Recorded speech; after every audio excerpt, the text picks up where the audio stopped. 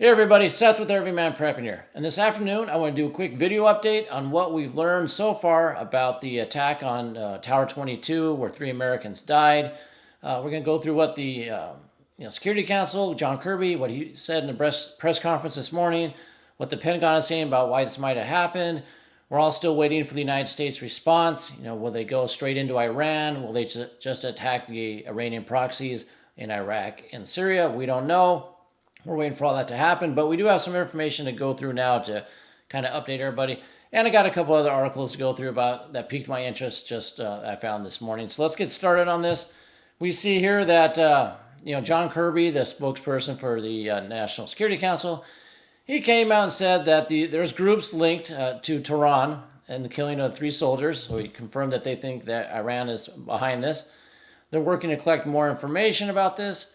They're saying that any response from the United States should have no effect on the hostage negotiations that the Hamas took in Gaza there. I think the Hamas and Hezbollah came out and said, hey, if there is a U.S. response, it might affect the hostage release and all that. The U.S. is saying, no, don't let it affect that. We're going to do retaliation, but don't let it affect that. I think it will.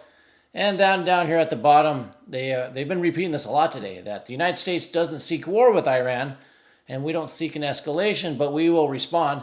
Yes, we should definitely respond. We can't just the response so far been the 100+ attacks has been very weak already. That's why they keep getting attacked. But it will escalate, and it probably will escalate to war with Iran, but they keep saying we don't want it to because they really can't come out and say we want war. So that's what the National Security Council is saying. As a reminder, this was Tower 22 base that was hit. They're saying, we'll go through an article on Zero Hedge in a minute, that the drone came through it and it hit a tent with sleeping service members in it. That's why the death was so high, the number of injuries, because it was one single drone they're saying now. A drone came in. So that's a lot of casualties for one drone. So there's questions there also. As a map reminder, Tower 22 is right here where my cursor is, the little magnifying glass, right here on the border of Syria and Jordan. On the corner here.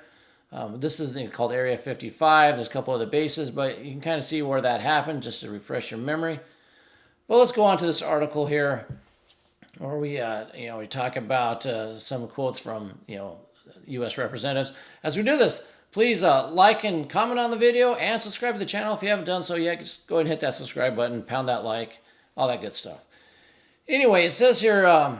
We have a quote here. It's from the Wall Street Journal citing U.S. officials who spoke on anonymity, of course. They're talking about the air defense. Why didn't the air defense take this drone out?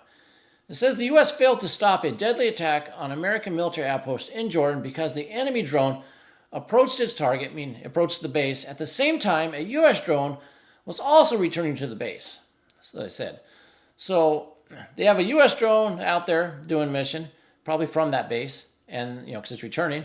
And then they had a enemy drone out there, and they couldn't tell the difference. Now, I'm thinking there's transponders in these things. There's ways to communicate. They would know if it's theirs or not. Identify a friend or foe kind of function out there.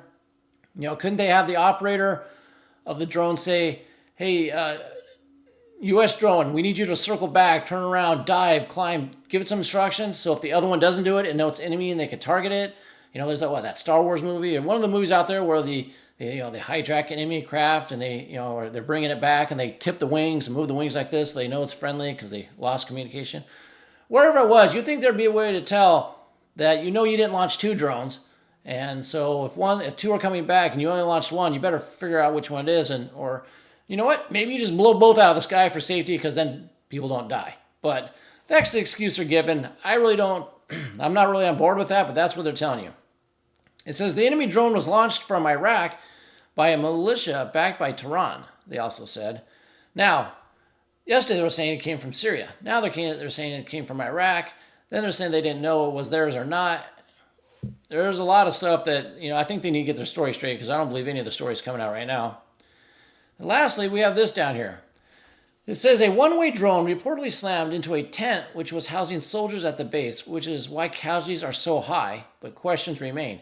Yeah, I have a lot of questions too. Why were the casualties so high? Because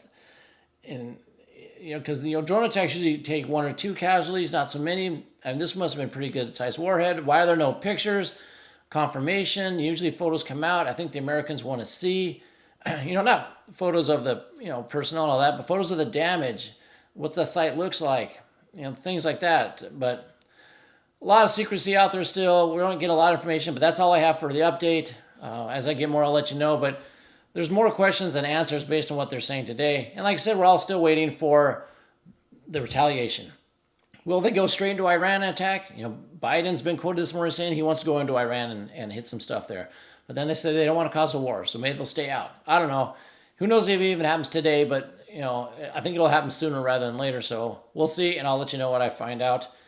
Moving on from there, we have this one. The Chinese property giant Evergrande ordered to liquidate. They went into bankruptcy, self-appointed bankruptcy. But a Hong Kong court ordered the Chinese Evergrande wants their country's largest real estate company to be liquidated. That means they got to sell everything to try to pay back what they can. It's the world's most indebted property developer. Was it like 300 billion, I think? I don't even know if I wrote down. Yeah, 300, it says right here. It's more than 300 billion in liabilities they owe.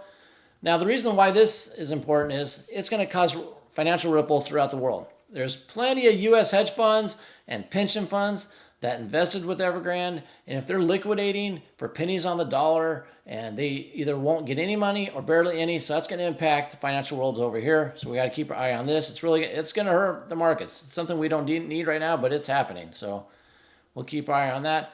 And lastly, this I find very ironic. Venezuela sanctions. So U.S. put sanctions on Venezuelan oil. They just lifted them recently, saying we're going to lift these because you're going to have a free and fair election. So it says here, Venezuelan sanctions may return as the U.S. is reviewing the sanction relief after the government reaffirms the ban on an opposition candidate, Maria Corina Machado. So this lady here, and what it is, she's being banned. She's in opposition to the main party. They're banning her, so the U.S. is going to sanction them because they don't have free and fair elections. Let me continue before I get to the ironic part, which you probably have already guessed by now, but says the United States is currently reviewing our Venezuelan sanctions policy based on its development and the recent political targeting of Democratic opposition candidates and civil society. So, what are we saying here? The U.S. is saying, you're not holding a free and fair election because you're banning someone, so we're going to put sanctions back on you. While the United States, there's states all over trying to ban Donald Trump from the ballot. We're banning an opposition, basically a candidate there, and that seems to be okay with the Democratic Party. That seems all good with the current administration. Let's ban Trump. But hey, Venezuela, you can't do that because we're going to sanction you. Pot, meat, kettle, all that. Highly ironic. I don't think this is going to get out much in the world, but you can see how the U.S. says one thing in the world, does another thing at home. Why they're having a lot of problems on the world stage. Why they're losing a lot of clout. Petrodollar, all that stuff. Anyway, I just found that a little ironic that we're trying to say you need to have a fair election when they're really not trying to do that here. So anyway, that's all I have for you today. Please comment below with any questions or intel that you have. And until next time, keep your ear to the ground and head on a swivel.